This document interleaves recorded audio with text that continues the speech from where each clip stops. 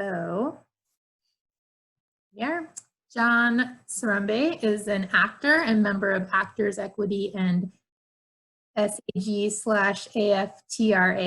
who has appeared on several South Sound stages, including the recently paused Highest Tide at Harlequin. He's also a graphic designer with national, international, and local clients, from startups to Fortune 500 companies. Locally, he designs posters, programs, and other advertising material for the Harlequin.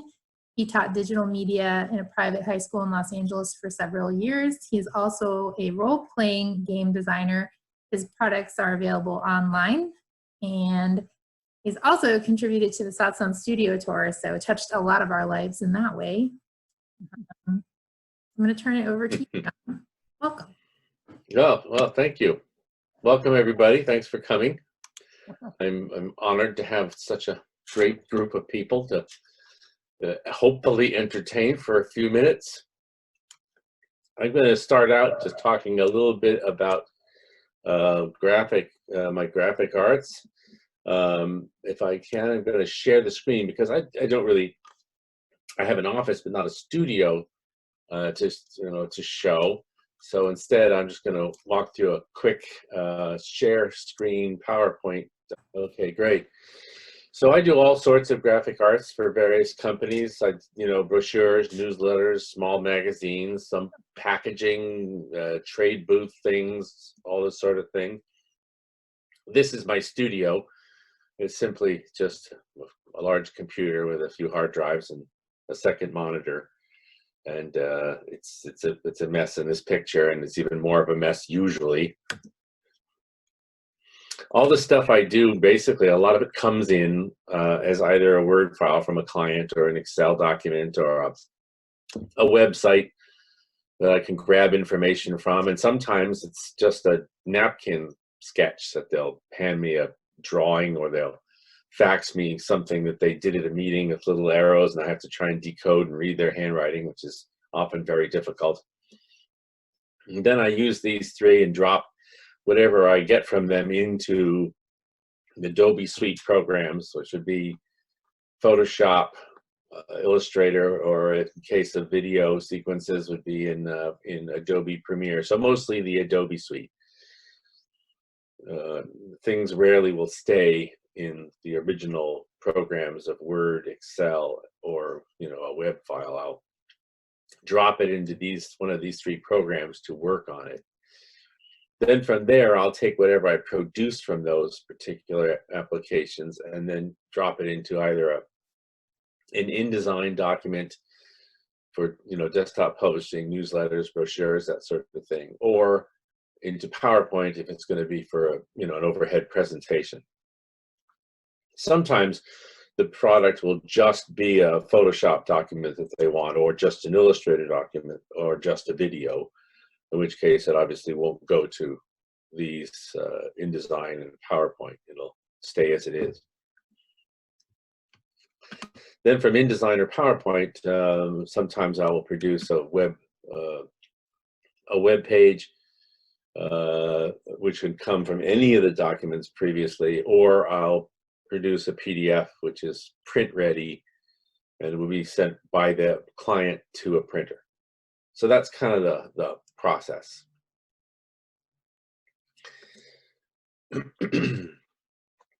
My particular process is usually similar no matter what I'm creating. I start with just an idea.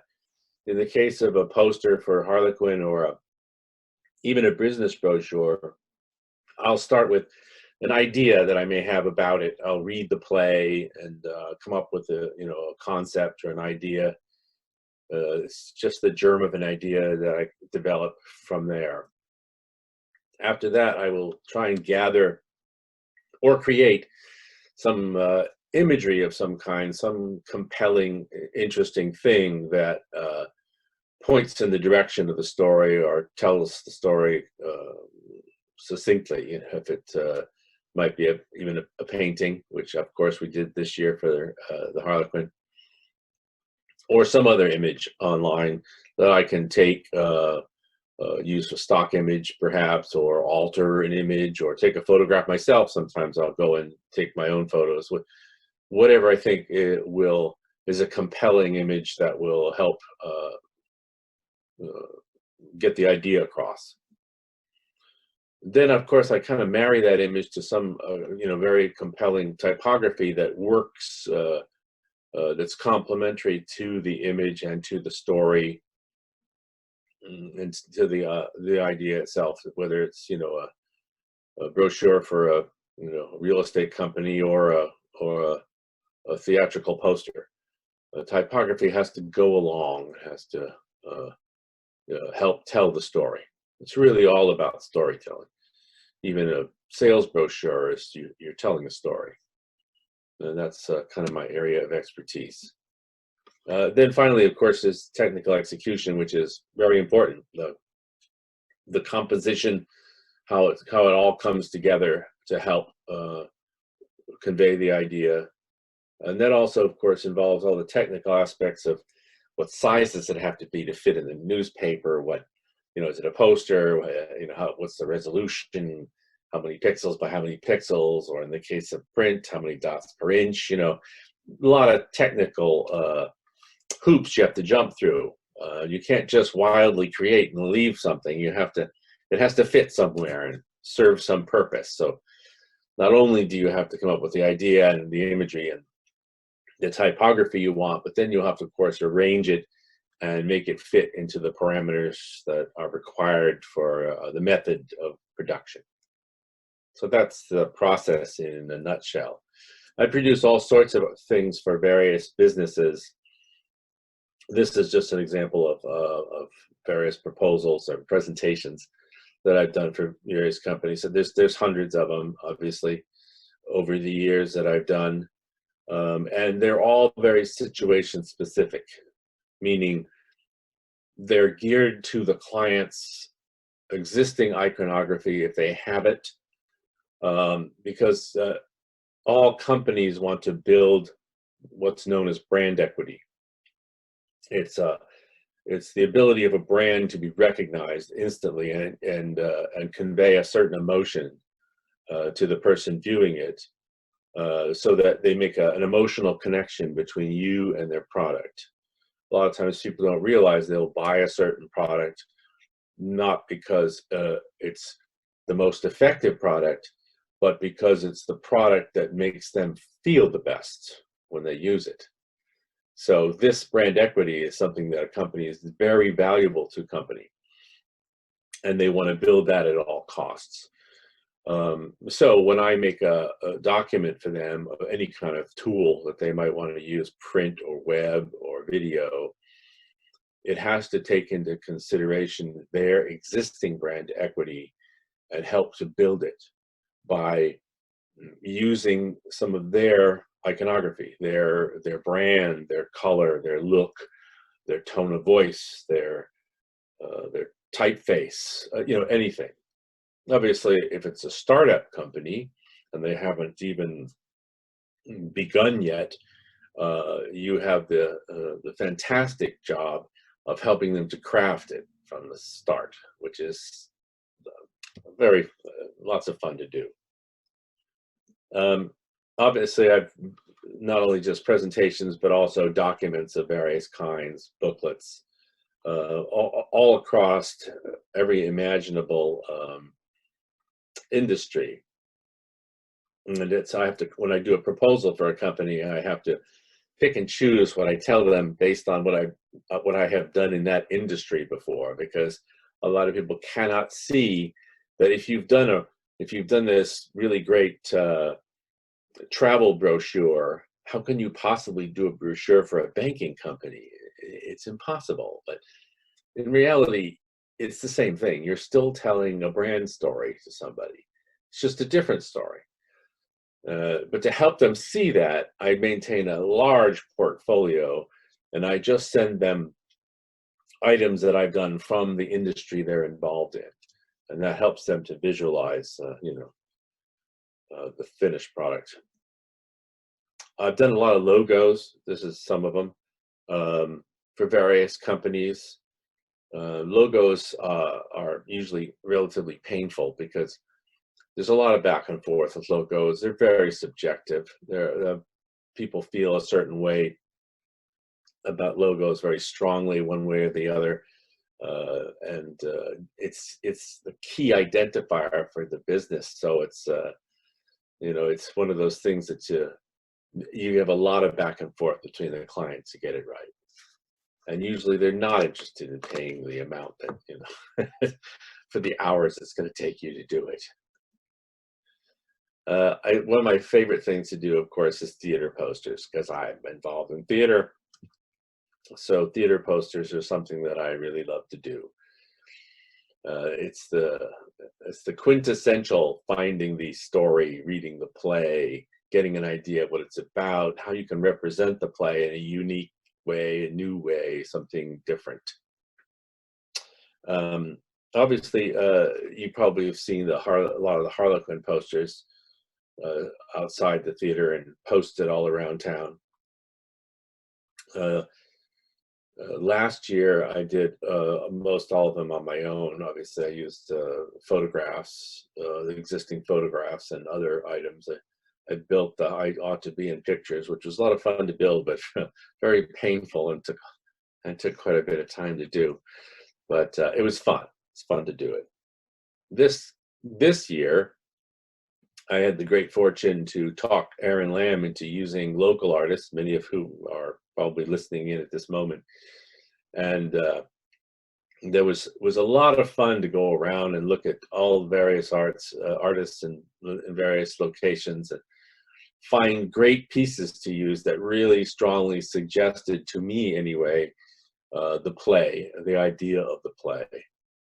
And we're not going to do that in 2021 because Aaron wanted to do something special for the Pearl anniversary of Harlequin. So I'm doing all the posters for this year, but he is committed to doing it the following year again with all local artists. So hopefully I can talk you all into submitting stuff for that. I want to show you some of the posters for this year that you may never actually see. It's kind of sad because I've designed them all, but obviously due to COVID, Harlequin is shut down. So you may not ever see these posters out and about. This one here is for Peter Pan on their 70th birthday. And I saw Susan Aron's painting, and I thought, well, this is just the greatest, a great analogy. Here they are climbing up into, climbing up out of the house and taking a fanciful journey, as Peter Pan anyway. The butterfly representing, the youth and the freedom, and to me, it just said, okay, this is perfect. But then again, the idea was there. The idea was just by looking at the painting. So the idea became an easy start. But then you had to figure out, okay, what typography can I use? What lettering? Where can I put it? That sort of thing. So that's my contribution. It's a small contribution compared to the beautiful artwork that Susan did. This was Hart James's painting. A Bright Room Called Day, of course, deals with fascism, and I thought, this man being weighed down is part of the rock, part of just to me it suggested, fascism, just the weight of it on your soul and on, civilization. So, and it just felt right for that show. Into the Woods, okay, so who could do better than Kathy Gorfus's mystical, beautiful woods. So I'm using that one for that poster. I don't know if Into the Woods, if Harlequin will retain the rights to do the show when it's totally out of sequence, because they have to apply for these rights far in advance. So whether they'll be able to do this at a different time than the specified, jury's out. I don't know. Snow at Midsummer of Becky Knowles. This to me was a no-brainer. you've got, midsummer, you've got sort of the bright sun represented here, and you've also got the ground that looks like a winter with the snow, and it's sort of almost a geological match. Fun Home, that was Irene's sculpture, Irene Osborne. Fun Home, of course, is a young woman examining herself and her life, sort of with her the overarching presence of her father. So I saw this Irene's sculpture with the mirror of the woman looking at herself in the mirror, and then I just had a friend of ours pose in the background and took this photo, and it seems to encapsulate the whole Fun Home story. And of course, Lois Beck's work for the Christmas Carol, just to me it's snow, it's a winter moon, and it just, to me, was just perfect for that feeling without being Victorian and, weighing it down with all that, the usual Victorian, London streets, so forth. I thought this was just gorgeous. So anyway, that's my theater posters. I'm also a game designer, and I do various art role-playing games, and serve them up my testing grounds in my basement, and I've got a whole setup where I have people come over, or at least I did before COVID, and play games and test out the various scenarios.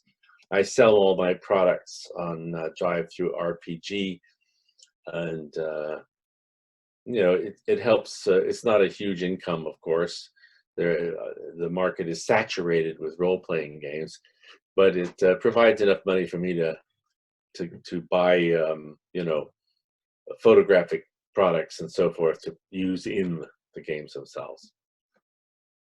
These days, I'm conducting all my games online using a Roll20, which is an online platform for playing role-playing games, and I've got currently about 5 sessions and 20 people going.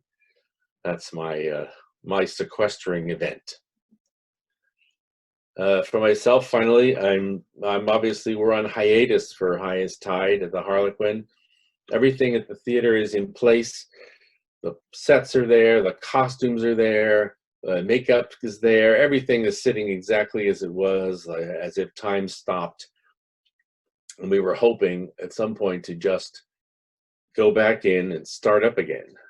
I don't know if that's going to happen at this point. It's been so long that I'm sure most people have probably forgotten their lines by now. We have to go through a rehearsal process again. So it's just one of those things that's probably going to pass on. I'm also doing this Shakespeare 101 project, which is online Sunday nights at 6. We did 12th night last Sunday. This Sunday we're doing Midsummer Night's Dream. I'll be playing Bottom, so I invite you all to come and check that out. And that's that. I'm going to let Mark Twain introduce himself, as he did December 18th at the Michigan Avenue Baptist Church in 1871. Ladies and gentlemen, by request of the chairman of the committee, who has been very busy and is very tired, I suppose, I ask leave to introduce to you the lecturer of the evening, Mr. Clemens, otherwise Mark Twain, a gentleman whose great learning, whose historical accuracy, whose devotion to science, and whose veneration for the truth are only equaled by his moral character and his majestic presence. I refer these vague general terms to myself. I am a little opposed to the custom of ceremoniously introducing the lecturer to the audience, because it seems to me unnecessary where the man has been properly advertised. And besides, it is very uncomfortable for the lecturer. But Where it is the custom, an introduction ought to be made, and I'd rather make it myself in my own case, and then I can rely on getting in all the facts. I spent considerable time out in Nevada, Carson City. Everybody rode horseback in that town, and I resolved to have a horse.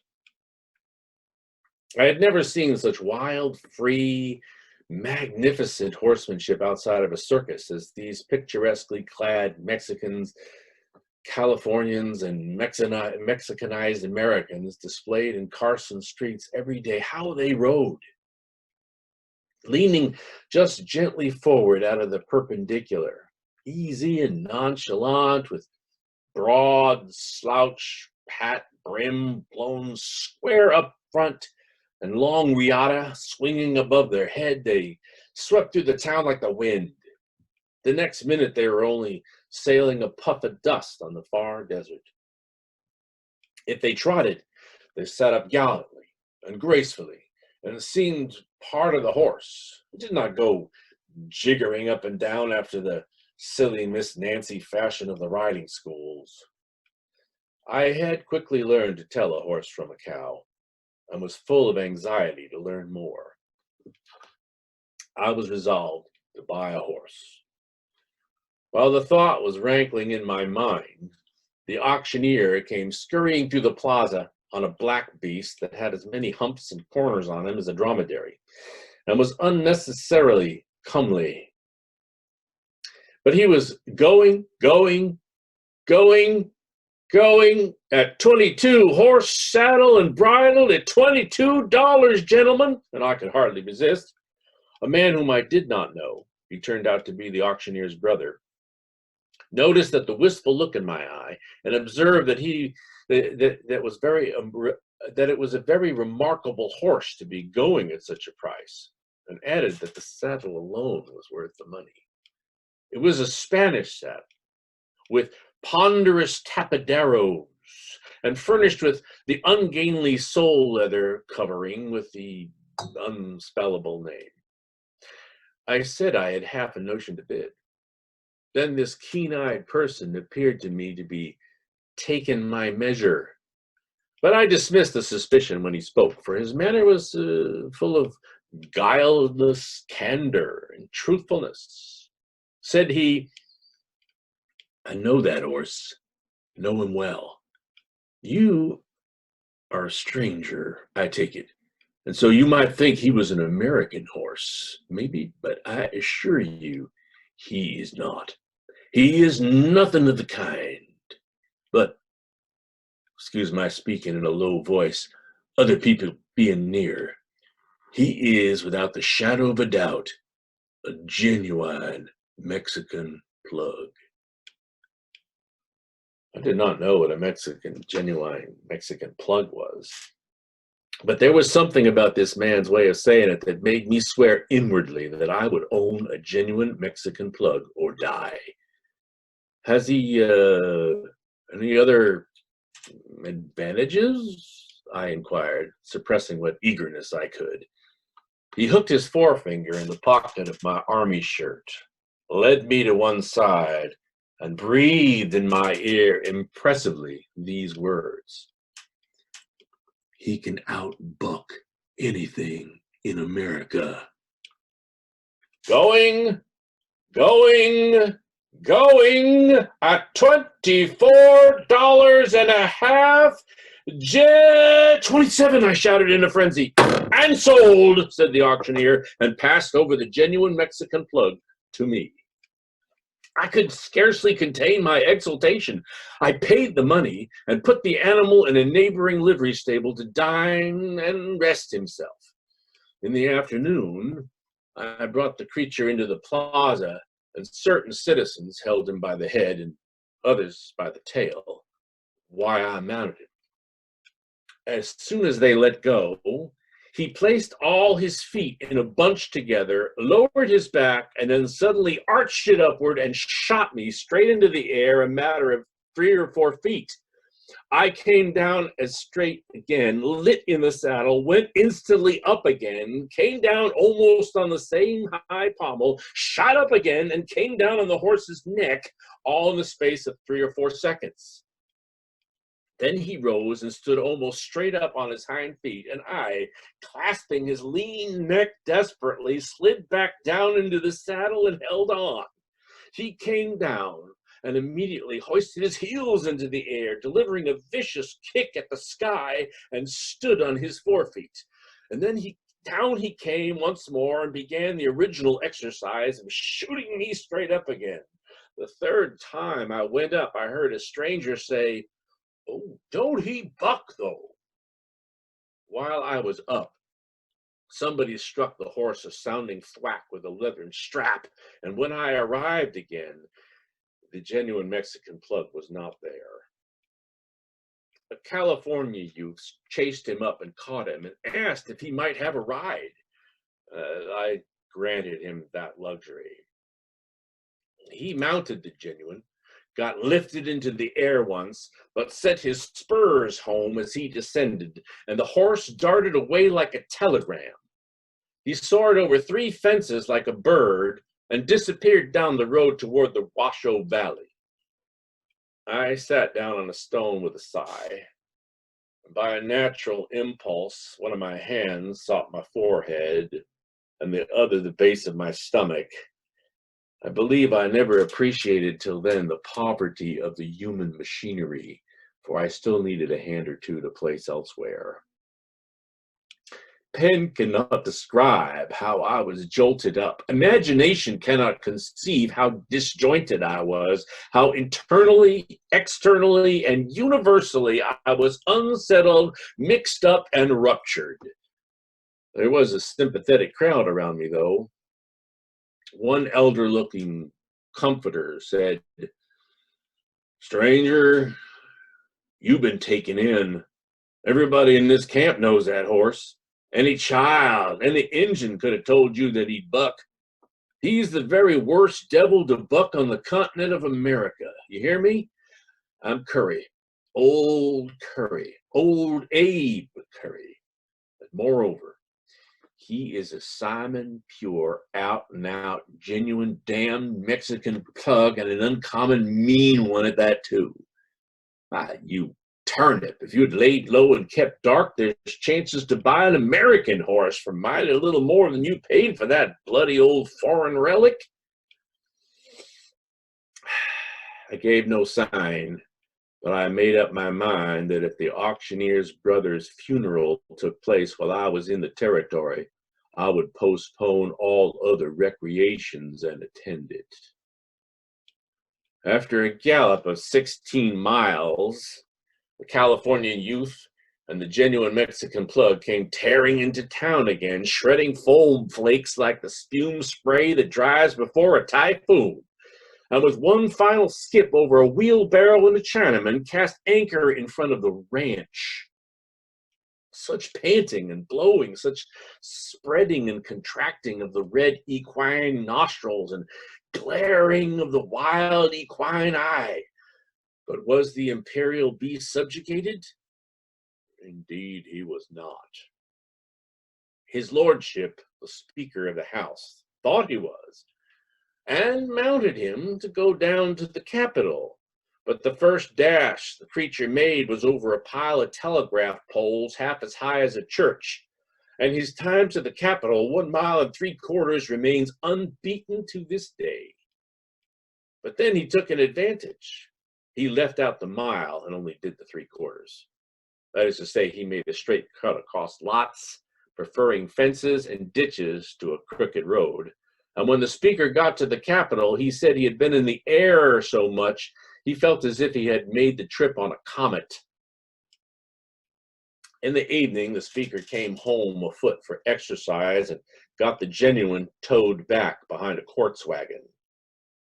The next day, I loaned the animal to the clerk of the house to go down to the Dana silver mine. 6 miles, and he walked back for exercise and got the horse towed. Everybody I loaned him to always walked back. They never could get enough exercise the other way. Still, I continued to load him to anybody who was willing to borrow him, my idea being to get him crippled and throw him on the borrower's hands, or killed, and make the borrower pay for him. But somehow, nothing ever happened to him. He took chances that no other horse ever took and survived, but he always came out safe. It was his daily habit to try experiments that had always before been considered impossible, but he always got through. Sometimes he miscalculated it a little and did not get his rider through intact, but he always got through himself. Of course, I tried to sell it, but that was a stretch of simplicity which met with little sympathy.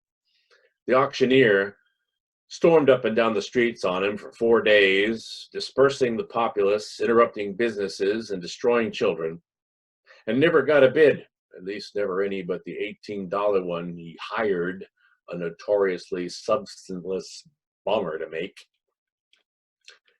The people only smiled pleasantly and restrained their desire to buy, if they had any. Then the auctioneer brought in his bill, and I withdrew the horse from the market. We tried to trade him off at a private auction next, offering him at a sacrifice for second-to-hand tombstones, old iron, temperance tracts, any kind of property. But the holders were stiff, and we retired from the market again. I never tried to ride the horse anymore. Walking was good enough exercise for a man like me, and that had nothing the matter with him except ruptures, internal injuries, and such things. Finally, I tried to give him away, but it was a failure. Parties said earthquakes were handy enough on the Pacific coast, they did not wish to own one. At last resort, I offered him the governor for the brigade. His face lit up eagerly at first, but toned down again, and he said the thing would be too palpable. Just then, the livery stable man brought his bill in for 6 weeks' keeping, stall room for the horse, $15. Pay for the horse, $250. The genuine Mexican plug had eaten a ton of the article, and the man said he would have eaten 100 if he'd let him. I will remark here in all seriousness that the regular price of hay during that year and part of the next was really $250 a ton.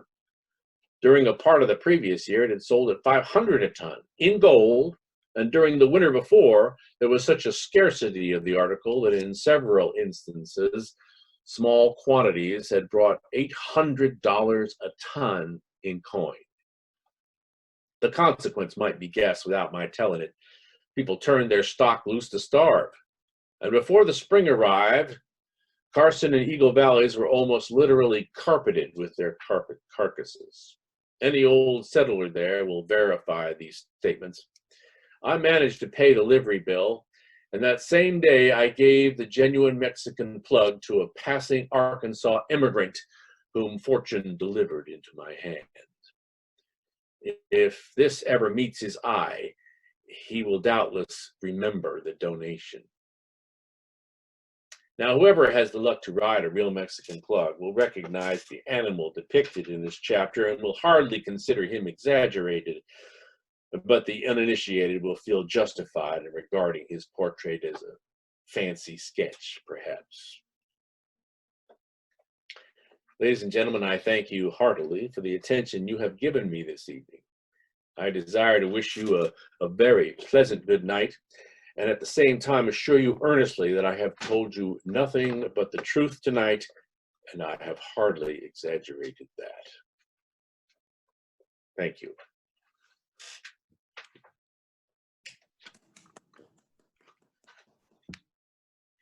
Thanks, everybody. Thanks for coming. Very cool. I love that story. It's just a great old story. There's so many of his stories from Roughing It that were just, just so hilarious. I remember reading them first when I was very young, and I would just laugh for hours. Just too much fun. His dry sense of humor it just appeals to me. Are there Thank any you. questions at all about anything, graphics or anything? I loved your reading of the story, John. It was just Okay. priceless. I hadn't heard it before, No, it's a so great I story. really, really loved it. On the background, there's an IAH showing. Oh yeah, yeah. Sorry, I used the stock image that I forgot to remove the little goodies on there. I couldn't find it. Okay, that's It- all right. That's all right. Yeah. Well, you're a master at what you do. Thank you. You're welcome. Too much fun. That's the best part. Is getting to have fun. Yeah, yeah. I was going to do a different story originally, but then I thought, no, it's a funny story, and plus it's Cinco de Mayo, so somehow oddly related to Mexican flag, even though it's obviously not very, flattering in that regard.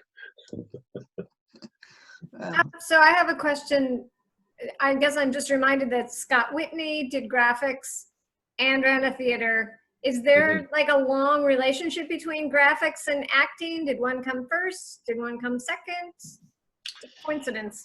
Well, when you're an actor, you have to come up with other things to do because, there's only 3% of us that, can actually make a living out of just being an actor. So you have to do something else. Originally for me, it was restaurants. I was, a restaurant person, just chef, and did that for a number of years. And then I got a job where I had to make some charts for a research company, just, helping out making some charts. And then the owner of the company showed up one day and brought me one of those small Macs, the kind, if you've seen them from 1980s, a little tiny box Mac that you held like this. It had a handle on the top back. Yes, and you had to have 2 discs, one with the program and one with your data, because it actually had no hard drive. So you had to plug the program in and then do your work, and then take that out, put another disc in to store it, But yeah, he showed up very excitedly with his computer and said, now you really will be able to make, stuff. So that kind of started me.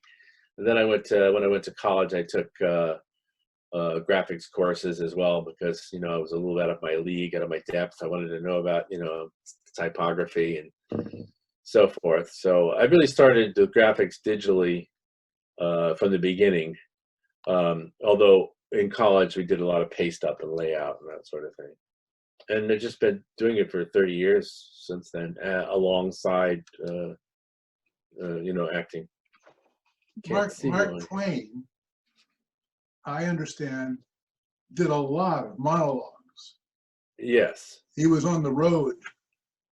Yeah, for a number of years he did that. He was extremely popular. He was very, very good at it. People loved his touring. Did you get a chance to see Hal Holbrook when he came to town? Heard about it. Yeah, that was fun. I interviewed him. Did you? Yeah.